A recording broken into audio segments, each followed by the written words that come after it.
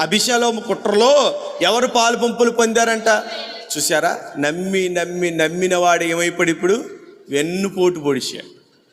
నమ్మినవాడే వెన్నుపోటు పొడిచాడండి. ఎవరి మీద నమ్మకం పెట్టుకున్నాడు?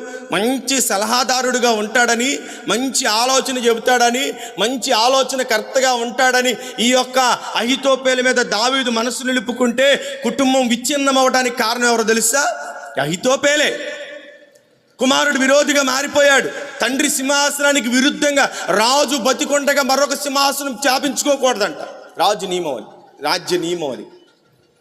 రాజు బ్రతికొండగా వేరొక సింహాసనం ఉండకూడదు, వేరొక రాజు అవ్వకూడదు. అలాంటిది తన సొంత కుటుంబంలోనే మరొకడు దావీదుకు విరుద్ధంగా లేవడానికి గల కారణం ఎవరో తెలుసా? దావీదు ఆలోచనకర్త. మరి నీ ఆలోచనకర్త ఎవరు చెప్పండి? నీ ఆలోచనకర్త ఎవరు?